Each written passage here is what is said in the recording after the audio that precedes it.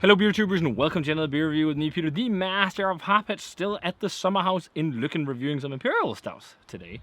This time 2-for-1. 2 beers that I got sent from the ever so awesome Johan in Sweden.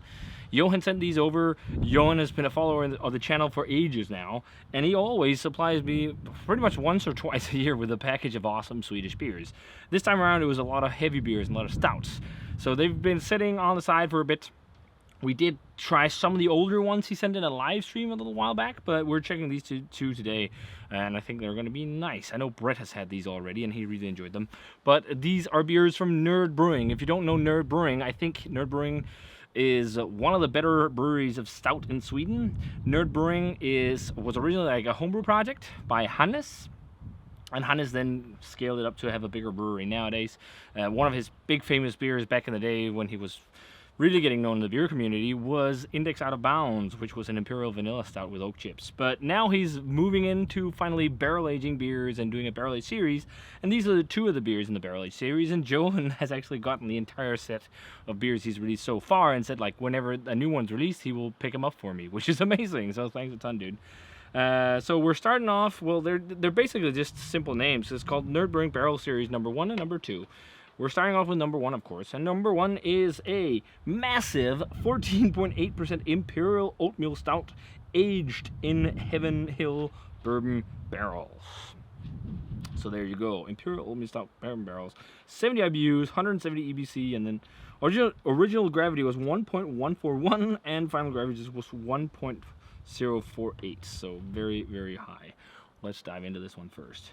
Poured a very thick looking color with some brown notes, actually, interestingly enough. That could possibly be the barrel, because you get a lot of the alcohol or the whiskey, Heaven Hill bourbon, into the beer. That will thin it out and dilute the beer a little bit so you get a different color. But, you know, that could be it, or it's just, you know, he doesn't go full on with like the heavily charred malt. And a nice kind of beige looking head. Let's check out the aroma.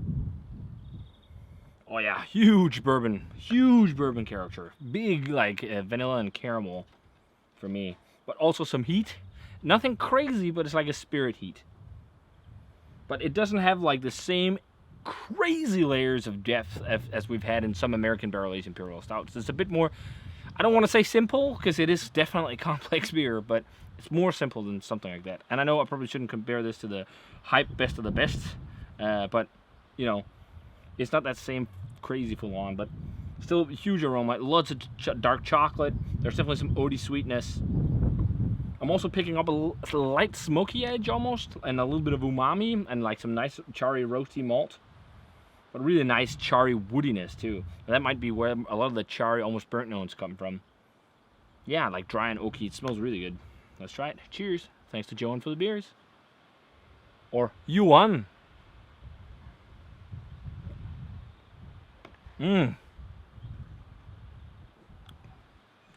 Oh, that's really nice. It's really creamy and velvety. I don't think it's like really thick, but it doesn't necessarily have to be. It makes it a bit more drinkable. Big bourbon flavor, big fudgy sweet vanilla flavor, but huge heat too. Like, I'm definitely getting a lot of warming heat going down. It's not like boozy, but spirit heat. Lots of chocolate and coconut-y flavor to me as well. And there's even hints of raisin and dates and kind of dark fruits.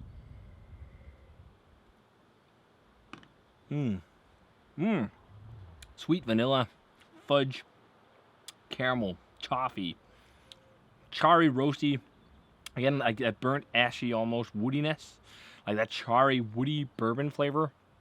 Almost like a tannic woody thing that almost, you know, has like rare wine barrel aging vibes. I don't often when people hear that they're like, oh, there's infection or something. I don't think so. Not in this for sure.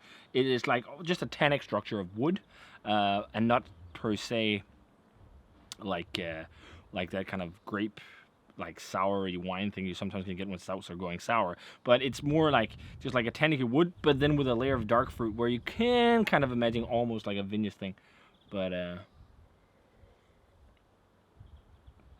or a red wine quality. Yeah. Almost like a bit of brownie batter fudge. It's ever so light. It's more like a coconut thing. It's really fucking good. That's great first barrel-aged beer. If I produced something like that, I would be totally stoked. That's really good. So, Yeah, I don't have water. What a shame. Too bad.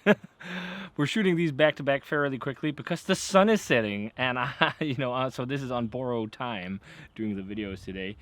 So I just want to get them shot before the sun completely sets. There's still a good amount of sunlight, but it's gonna be like going from 30 minutes, and then it's like, and then all of a sudden it's dark.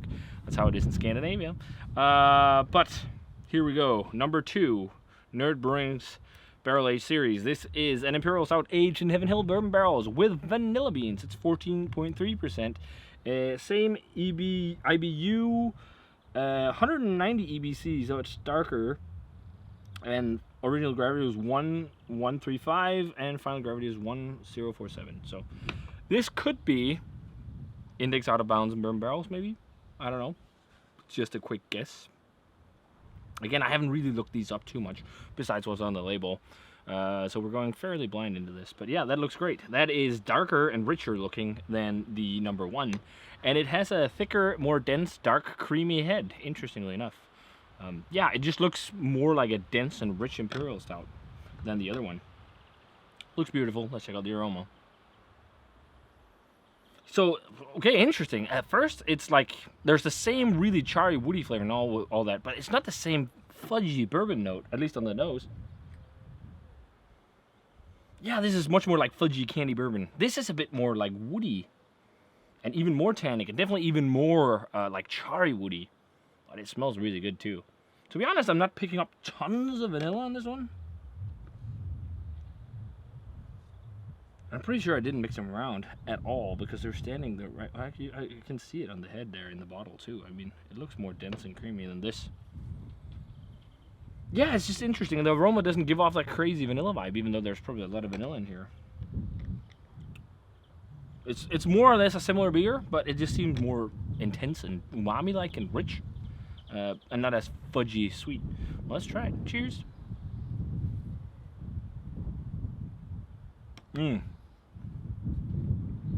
Oh yeah, there we go. There's the vanilla.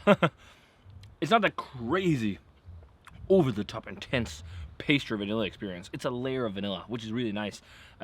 Hannes is all about beer first, flavors later, which I really think is awesome. It doesn't have to be crazy, weird, fake pastry stuff. Like, he wants you to taste a really nice Imperial Stout, where the other flavors are a bit of an afterthought. And I really think that's cool, because a lot of brewers, it's like this crazy intense pastry thing, and that's also really fun, but here you get more layers of the base beer with that addition of vanilla. It's a bit richer, it's a bit thicker. I think the bourbon character is more intense on this, whereas this is like, there's definitely a charry, woody, and a bourbon-like flavor, but it's not like that crazy popping, intense bourbon fudge, like creaminess. It's just more like, I don't want to say generic bourbon, but it's not like crazy pop of it, but it's 100% there. But then it has this really nice afterthought of barrel vanillin, but also vanilla flavor. Like a dark fruity vanilla pod thing is definitely there too, and it has a good amount of like raisiny figgy things on the aftertaste, but up front is a huge roasted malt, but really balanced by sweet caramel, kind of dark, maybe more a darker caramel on this, so like darker caramelly flavors, but it has more of like umami and roast and like slightly burnt woody flavors than the other one. Really good stuff though, really good. I don't think they're exactly world class for me, but maybe that's also just because I've been showered in awesome, crazy Imperial Stout as of late. Like, I think I enjoy the 01 just a little bit more just because of the bourbon flavor is so intense on this. But it's like margins. It's really just margins.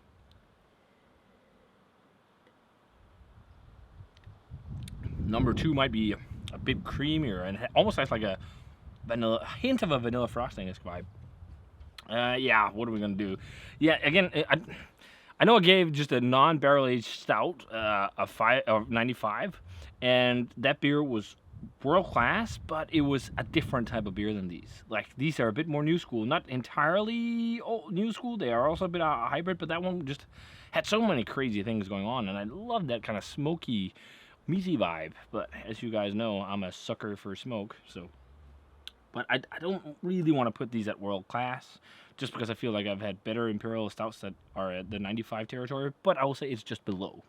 So I will give it the non-vanilla version, the number 1, a 94, and a 93 for the number 2, the one with vanilla beans. They're damn good at barrel-aged Imperial Stouts. I mean, they are close to world class, but I've heard from some people that some of the other beers in the series are like 95 plus, like world class barrel-aged Imperial Stout and barley wine, but they're damn good. I mean, this is really tasty stuff. But I feel like if we like compare to some of the stuff we've had recently, there's just those have a little more layers than these, but they're still fucking awesome dope beers. So I urge you guys to check them out. If you're in Europe and you want to try really nice barrel-aged beer, and especially barrel-aged beer that's not adjunct ridden and filled with all kinds of stuff that actually, well, a little bit of vanilla, but also tastes like beer first, definitely check out some Nerdbrewing and these barrel-aged beers, at least number 1 and 2. We'll see if I think the same of the rest when we try them, but very, very nice stuff. Also, if you compare to just some Swedish classic, like, I know that's old school white whale, but if you compare this to like Kaggen, Stormarksporter, the bourbon barrel-aged Imperial Stout there, I think that's definitely quite a few notches over this. So I think 94 and 93 is pretty good grades. So yeah, and actually it's towards something like that in terms of a beer, or what kind of stout it is, because it's a bit old school but also a bit new school, and it's kind of in that vein. So if you guys had either of these, let me know what you thought of them. Thanks a ton to my man Johan in Sweden for sending these on over. You rule, dude. And yes, always remember to comment, subscribe, check the Facebook fan page and Twitter and Instagram. Give this video a thumbs up if you enjoyed it, and ring the bell for future notifications about videos. And make sure to, check out some Nerdbrewing if you can, because they make some damn tasty beverages. So I'm going to say cheers in my favorite, and see you guys in another beer review.